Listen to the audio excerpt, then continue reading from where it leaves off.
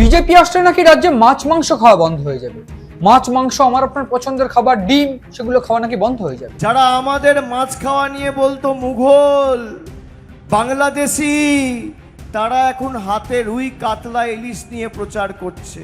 আপনি ভাবুন, এই হচ্ছে বাঙালির ক্ষমতা। আমাদের পাল্টাতে এসে নিজেরাই পাল্টে গেছে। আর 4 তারিখের পরে কথা দিয়ে গেলাম, এই ভুয়ো কম্পাউন্ডারকে মাছের বাজারে নিয়ে গিয়ে বসিয়ে মাছ কাটাবো আর মাছ বিক্রিও করাবো।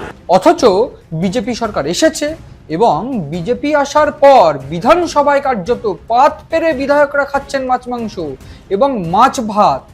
ইতিমধ্যে যে বিধায়কদের শপথ গ্রহণ অনুষ্ঠান ছিল, সেই শপথ গ্রহণ অনুষ্ঠানে একটা ভিডিও ভাইরাল হয়েছে, যেখানে দেখা যাচ্ছে যে সিউড়ির বিধায়ক জগন্নাথ চট্টোপাধ্যায় এবং শিলিগুড়ির অত্যন্ত গুরুত্বপূর্ণ ব্যক্তিত্ব এবং বিধায়ক, নবনির্বাচিত বিধায়ক শঙ্কর ঘোষ, তারা দুজনে মাছ ভাত খাচ্ছেন। খোঁজ নিতে জানা গেল প্রোটেম স্পিকার তাপস রায় তিনিই নাকি আয়োজন করেছেন এই মাছ মাংসের। তিনি ঘোষণা করেছেন যে আজ মধ্যাহ্নভোজ অর্থাৎ দুপুরের যে খাবার, সেই খাবারে থাকছে মাছ ভাত এবং সেটা জমিয়ে খাওয়া দাওয়া চলছে বিধানসভায়। প্রাথমিকভাবে সরকার পক্ষর বিরোধী, অর্থাৎ বলা ভালো যে তৃণমূল, বিদায়ী সরকার তৃণমূলের তরফ থেকে যে প্রচার করা হয়েছিল, আমরা এর আগে দেখেছিলাম, সেই প্রচারে কার্যত বারবার করে বলা হচ্ছিল যে তৃণমূল বারবার করে বলছিল যে যদি বিজেপি সরকার আসে তাহলে বিজেপি কিন্তু মাছ মাংস খাওয়া বন্ধ করে দেবে।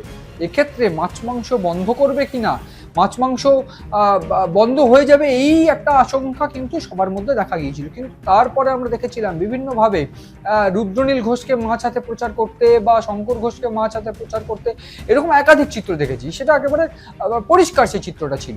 এবং তারপর আমরা দেখেছিলাম জয়লাভের পর 4 তারিখ 4 মে জয়লাভ যেদিন হলো বিজেপির, এবং বিজেপি জয়লাভ করার পরেই সল্টলেক বিজেপি পার্টি অফিসে একেবারে পাত পেরে মাছ মাংস খাওয়া দাওয়া চলেছে, মাছ খাওয়া দাওয়া চলেছে।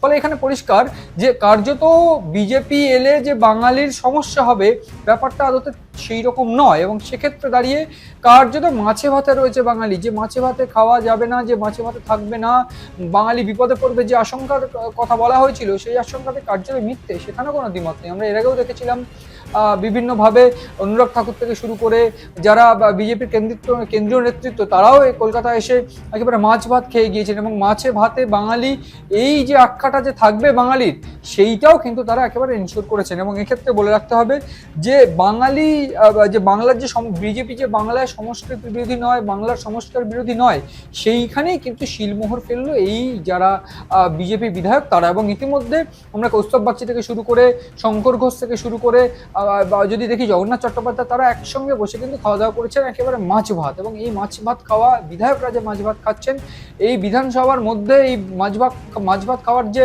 চিত্রটা, সেটা কিন্তু কার্যত নজিরবিহীন। এবং সব মিলিয়ে দাঁড়িয়ে এটাও পরিষ্কার যে এই মুহূর্তে দাঁড়িয়ে বিজেপি যে বার্তা পরিষ্কার করতে চাইছে, যে দিতে চাইছে, যে বাঙালি মাছে ভাতেই থাকবে এবং সুখে আনন্দে থাকবে, এবং বাঙালির কালচার সংস্কৃতি নিয়েও কোনো বিপদ আসবে না আগামীতে, সেইটাই কিন্তু শিলমোহর দিল এই বিজেপি সরকার।